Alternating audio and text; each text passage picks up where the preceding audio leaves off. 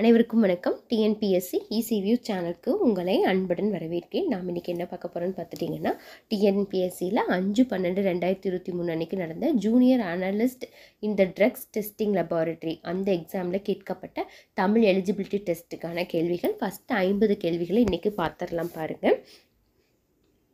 சரியான வினா சொல்லை தேர்ந்தெடு அப்படின்னு கொடுத்துருக்காங்க. உயிருள்ள உடல் எது அப்படிங்கிறது தான் உங்களுக்கு ஆன்சராக வரும். தமிழ் மொழி மரபு பாடலின் ஆசிரியர் யார் அப்படிங்கிற வினாச்சொல் கரெக்டாக இருக்கும்.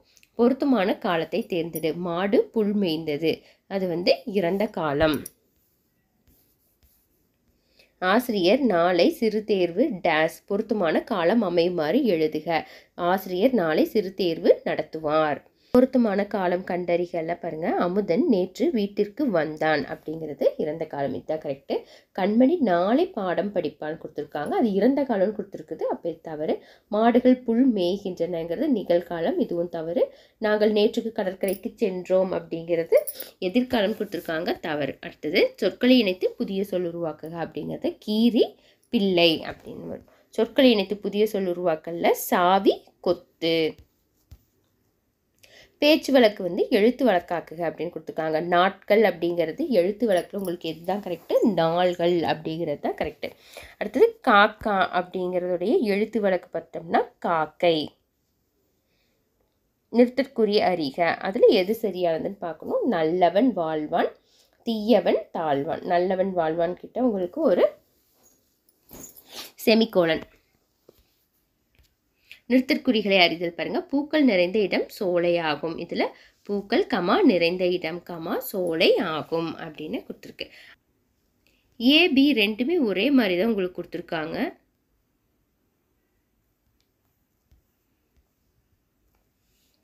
அடுத்து பாருங்கள். பொருத்தமான நிறுத்தற்குறி அமைந்த தொடர் கொடுத்துருக்காங்க. கூட்டத்தின் தலைவர் அறிஞர் அண்ணா அவர்கள் இப்போது தலைப்பில்லை என்னும் தலைப்பில் பேசுவார் என்று அறிவித்தார். ஊர் பெயரின் மருவை எழுதுக அப்படின்னு கொடுத்துருக்கு. அதில் சைதாப்பேட்டை அதனோடது என்னன்னா சைதை. மயிலாப்பூர் அதனுடைய மருவு மயிலை. கோவன் புத்தூர் அதனுடைய மருவு கோயம்புத்தூர். பிறமொழி சொற்களுக்கு இணையான தமிழ் சொல்லை எழுதுக. அதில் இமெயில் அப்படின்னா மின்னஞ்சல். இக்காலத்திற்கு விஞ்ஞான அறிவு தேவை. இது விஞ்ஞானம் அப்படிங்கிறதுக்கான இணையான தமிழ் சொல் என்னன்னு பார்த்துட்டோம்னா அறிவியல். கடைக்கு போவாயா என்ற வினாவிற்கு போக மாட்டேன் என்று கூறுவது எவ்வகையான விடைன்னு கேட்டிருக்காங்க. அது மறைவிடை, எதிர்மறையாக சொல்கிறதுங்காட்டி. அடுத்தது நீ விளையாடவில்லையா என்ற வினாவிற்கு கால் வலிக்கிறது என்று உற்றதை உரைப்பது. இங்கே உங்களுக்கு கேள்வியிலேயே பதிலும் வந்தது உற்றது உரைத்தல் விடை.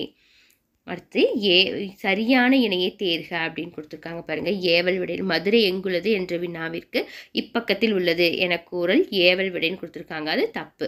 நேர்விடை என்ன கொடுத்துருக்காங்கன்னு பாருங்கள். கடைக்கு போவாயா என்ற கேள்விக்கு போவேன் என்று உடன்பட்டு கூறல். ஓகே, இது நேராக ஆன்சர் அப்படியே சொல்கிறோம், இது கரெக்டு. மறைவிடைக்கு என்ன கொடுத்துருக்காங்க பாருங்கள். இது செய்வாயா என வினவிய போது நீயே செய் என்று ரவி கூறுவது மறைவிடைன்னு கொடுத்துருக்காங்க, இது தவறு. சுட்டு விடை. கடைக்கு போவாய் என்ற கேள்விக்கு போக மாட்டேன் என மறுத்து கூறல், இதுதான் மறைவிடை. இது அப்போ இங்கே எல்லாமே தப்பு. நேர்விடை ஒன்று தான் கரெக்டாக கொடுத்துருக்காங்க. அடுத்து பாருங்கள். கலைச்சொல் தருக. சுப்ரீம் கோர்ட் அப்படின்னா உச்ச நீதிமன்றம். அலுவல் சார்ந்த சொற்கள்ல அப்பீல் அப்படிங்கிறதுக்கு மேல்முறையீடு. கலைச்சொல் அறிகல. பில் டைம் அப்படின்னா கால வரையறை உண்டியல். ஓமையால் விளக்கப்பெறும் பொருத்தமான பொருளை தேர்ந்தெடுத்து எழுதுக. வேலிய பயிரை மேய்ந்தது போல அப்படின்னா கடமை தவறுதல்.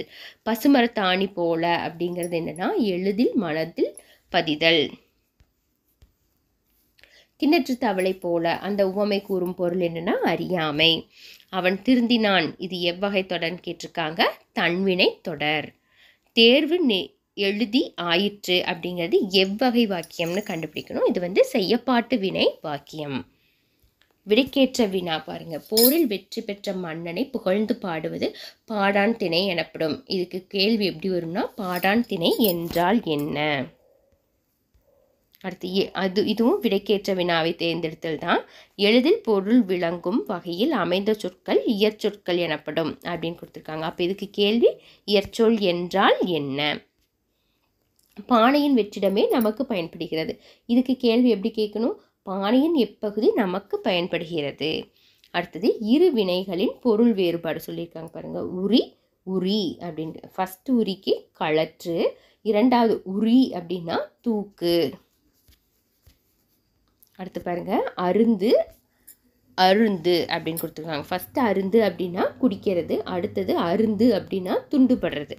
அடுத்து சொற்களை ஒழுங்குபடுத்தி எழுதுறதுல கேட்டிருக்காங்க. இதில் நம்ம எல்லாம் படித்து பார்த்தோம். சாய்ஸை 4 படித்தோம்னாவே நம்மளுக்கு தெரிஞ்சிடும். இதில் பாருங்க கவிதை எழுத ஏடு ஒன்று எடுத்தேன். அடுத்ததும் அதே தான். பண்பு எனப்படுவது சான்றோர் காட்டிய வழியில் நடத்தல். அடுத்தது சொற்களை ஒழுங்குபடுத்துறது. அதில் பாருங்கள் வளைந்த கோடுகளால் அமைந்த தமிழ் எழுத்து வட்டெழுத்து எனப்படும். அடுத்து அகர வரிசைப்படி சொற்களை சீர் செய்தல். இதில் தேனி, ஓணான், வவ்வால், கிளி, ஆசிரியர் கொடுத்துருக்காங்க. ஃபஸ்ட்டு வந்து உயிரெழுத்து இருக்குன்னா உயிரெழுத்தை போட்டுக்கலாம். அப்போ ஆசிரியர், ஓணான், கிளி, தேனி, வவ்வால், இந்த ஆர்டரில் தான் உங்களுக்கு வரும். அடுத்தது அகர வரிசைப்படி மதில், தென்றல், தெய்வம், அங்காடி, கடல் கொடுத்துருக்கோம். அப்போ ஃபஸ்ட்டு உயிரெழுத்து அங்காடி இருக்குது. அப்போ அங்காடியில் எல்லாமே அங்காடின்னு தான் ஸ்டார்ட் ஆகுது. அதுக்கடுத்து பாருங்கள் அங்காடிக்கு அப்புறம் கடல், மதில், தெய்வம், தென்றல். கல் என்னும் வேர்ச்சொல்லின் பெயரச்ச சொல்லை கண்டறிகன்னு கொடுத்துருக்காங்க. கல் அப்படிங்கிறதோட பெயரச்சம் வந்து கற்ற. உரை என்னும் வேர்ச்சொல்லின் தொழிற்பெயரை காண்க தேர்கன்னு சொல்லியிருக்காங்க. உரைங்கிறதோடைய வேர்ச்சொல்லோட தொழிற்பெயர் வந்து உரையாமை. தொழிற்பெயரை சுட்டுகன்னு சொல்லியிருக்காங்க. மது நாட்டுக்கு, வீட்டுக்கு, உயிருக்கு கேடு. இதில் வந்து தொழிற்பெயர் எதுன்னு கேட்டிருக்காங்க. கேடு அப்படிங்கிறது தொழிற்பெயர். அடுத்தது கிளர்ந்த வேர்ச்சொல். இதனோட வேர்ச்சொல் என்னன்னா கிளர். உரைத்த வேர்ச்சொல்லை அறிக. இதனோட உரைத்தவோட வேர்ச்சொல் வந்து உரை. அடுத்து பாருங்க பின்வரும் தொடரில் வினைச்சொல்லை கண்டறிந்து அதன் வேர்ச்சொல்லை எழுதுக அப்படின்னு கொடுத்துருக்காங்க. வளம்புரி, பொறித்த, மாதாங்கு, தடக்கை. இதில் பொறித்த அப்படிங்கிறது வினைச்சொல். அதனுடைய வேர்ச்சொல் பார்த்துட்டோம்னா பொறி. ஒரு பொருள் தரும் பல சொற்கள். மொழி அப்படின்னா பதம், கிளவி. ஒரு பொருள் தரும் பல சொற்களில் வடு, மூசு, கவ்வை, கச்சல் இதெல்லாம் எதை குறிக்கும்னு பார்த்துட்டோம்னா பிஞ்சு வகைகளை குறிக்கும். அடுத்து சூம்பல், சிவியல், சொண்டு, அழியல் எல்லாம் வந்து கெட்டுப்போன காய்கனி வகையை குறிக்கும். ஒளி மற்றும் பொருள் வேறுபாடு அறிதல்ல மன டேஸ் தீர்வாகாது அப்படிங்கிறது. இது எந்த உளைச்சல் வரும்னா இந்த 2வது லை மன உளைச்சல் அப்படிங்கிறது. அடுத்தது களி, களி, களி. பொருள் ஒளி வேறுபாடு அறிந்து பொருள் தடைக சொல்லியிருக்காங்க. ஃபஸ்ட்டு களி அப்படிங்கிறது சவுண்டு ஒளி. களி அப்படின்னா மகிழ்ச்சி. அடுத்தது களி அப்படிங்கிறது கோல். செக் இணையான தமிழ் சொல் என்னன்னு பார்த்துட்டோம்னா காசோலை. ஓகே ஃப்ரெண்ட்ஸ், இது வரைக்கும் இந்த வீடியோவை ஸ்கிப் பண்ணாமல் பார்த்ததுக்கு தேங்க்யூ. இதனுடைய 2வது பாகத்தை அடுத்த வீடியோவில் பார்க்கலாம்.